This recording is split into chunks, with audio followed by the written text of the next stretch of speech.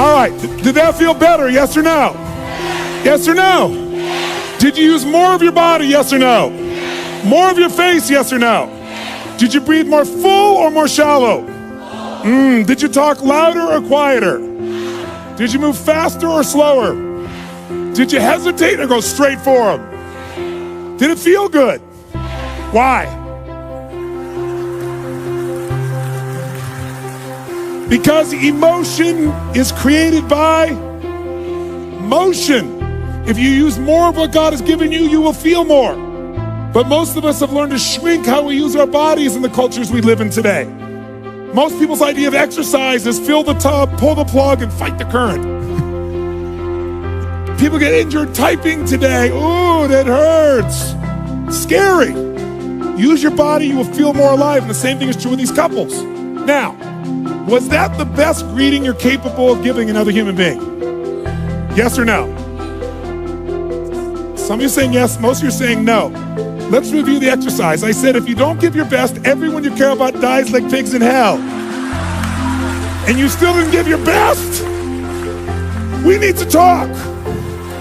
Listen, if you said no, I respect you because you were honest. Because whenever we say we've given our best, it's always a lie. Because whenever you get there, what do we always discover? There's another level. Every 4 years for centuries in the Olympics, what happens? People run faster, they jump higher, they lift more weight. Every 4 years for thousands of years. How has this happened? Drugs, that's how. No. No, that was just a recent thing. The point of the matter is, whenever you get to where you think your best is, it opens up another possibility. And this is what couples have to see. They think they've already had their best days in the beginning. And some of us have been guilty of encouraging or agreeing with that. And that's the worst thing you could possibly do. This idea, when I first started coming out doing the things I was doing, I'll never forget, the attack on me was, he's raising people's expectations and they're gonna be disappointed. I hope the hell so. Disappointment. If you don't have a higher expectation and get disappointed, you're not going for anything. You're not alive. And besides, the disappointment will either drive you or crush you. You get to decide which one it's gonna be, absolutely. So, since that clearly wasn't the best one you're capable of giving, we have to take up one more level. You say, what are we gonna do, get naked? No. This time what I want you to do is I want you to greet people like they're your long-lost lover or best friend. Like, oh my God, look, it's Mary, look at her, oh my God, there she is. I want you to greet people like your long-lost lover or best friend. Ready, go, go, go.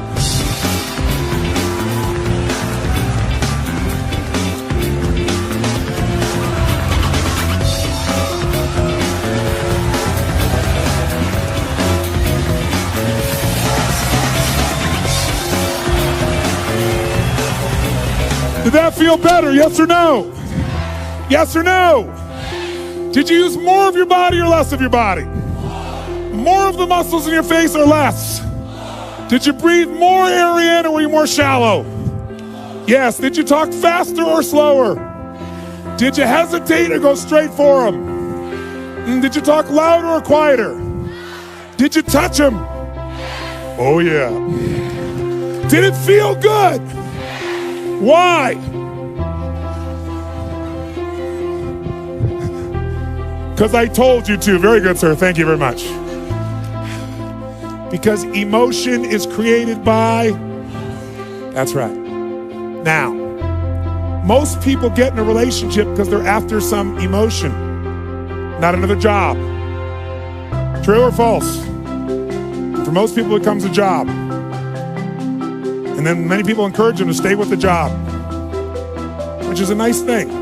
But wouldn't it be nicer to have them enjoy the job and not have it feel like a job? And the only way to do that is we've got to rejuvenate the individual.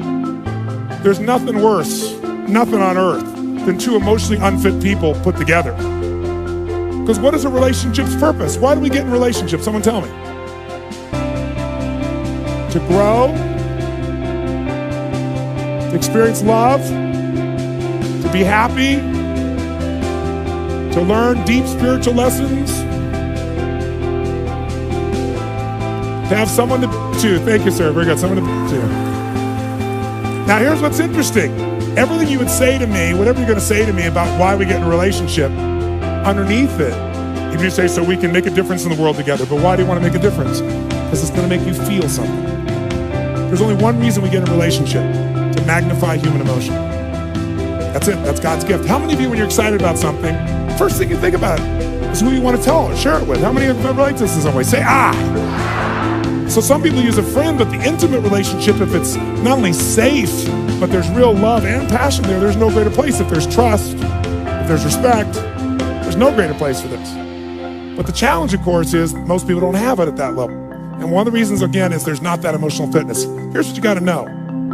People they find their center of gravity, and then they blame their partner. And here's what I mean by this. When 911 happened, I'll never forget, I had this experience. I was in Hawaii. I was doing a program there for a couple thousand people from 45 countries. We were translating 4 languages simultaneously. It was a 10-day program I used to do that was full tilt from 8 in the morning to midnight. I mean, you had people from all over the world, real leaders. And I just said, living. When do people really begin to live? When they face death. If they face death and they look it in the eye and decide to live, they really start to live. And I said, what would your life be like if in the next 10 days you knew you couldn't get off this island and these are the last 10 days of your life? What would you do different? Who would you call? What would you say? What truth would you tell? What feelings would you share? And I went on to this for like 15 minutes. That night, 911 happened. At 3 o'clock in the morning, they called me to tell me the buildings had just dropped. And we had 200 people from New York there, because I have a lot of people in the financial district that are my clients. And there were at least 45 people we knew immediately that had lost their entire company, all their friends, family, their husbands, their wives, instantaneously. 3 o'clock in the morning, you go outside, and it was pandemonium. Because you got people from all these cultures, every religion was represented in the room. And so outside, there were people that were crying uncontrollably because they knew the end times were here. There were people out there that were fighting because some people were celebrating. I mean, it was brutal. No one thought I'd get everybody in the room. I got them in the room, and I said, today is about emotional mastery. That was the scheduled portion of that day it was supposed to be. I said, and this is the real test. And so we brought people together, and I got people to express to me and tell each other, the moment that 911 happened, what did they focus on? Because these are 3 decisions that shape your life. Number 1, what are you going to focus on? Right now while I'm talking, you're making a decision what to focus on. It's what shapes your life. It shapes every relationship. It shapes your entire destiny. Are you focused on what this is going to mean to your life? Are you focusing on who the hell is he to tell me that? Are you focusing on the smell of your neighbor after that jumping up and down? Whatever you focus on, you feel, don't you? Even if it's not true, you feel it. So focus is the first decision we make. Second decision is, what does this mean? Is this the end or the beginning? If you think it's the end in a relationship, you're going to behave very differently than if you think it's the beginning. Is God punishing me with this? Is God teasing me? Is God challenging me? Is this God's reward? One shift in meaning instantaneously changes your emotion, and your emotion is your life. And then the third decision we make every moment is, what are we going to do? Pull back, go forward, give up, sit down, stand up, make it happen. So I ask people, what'd you focus on? What did it mean? What'd you decide to do? People sit down and share this. And afterwards, one woman raised her hand, and she was from New York, and she said, last night after your talk, she said, my boyfriend had asked me to marry him. And I told him no, because my previous fiance had been murdered and killed, kidnapped and killed. And she said, I'm not over that. And he said, well, you go to that stupid seminar, then it's over between us. And she said, then fine, it's over. And she said, then when you said that first night, I got chills. So I called him last night at midnight to leave a message to tell him how much I love him, that I want to marry him. And she said, he called me back at 3 o'clock this morning. She said, but I didn't get the message, but I have it here. And he was at the top of the World Trade Centers where he worked. And she actually has voice. She was on Larry King later on sharing this. And he plays this thing on, and he says, honey, I can't tell you what it means to me to get your message and to know that you love me. You can't imagine how much I treasure it. And he said, unfortunately, I have bad news. He said, I don't know what's happened. The whole building's on fire. And he said, I'm not going to get out.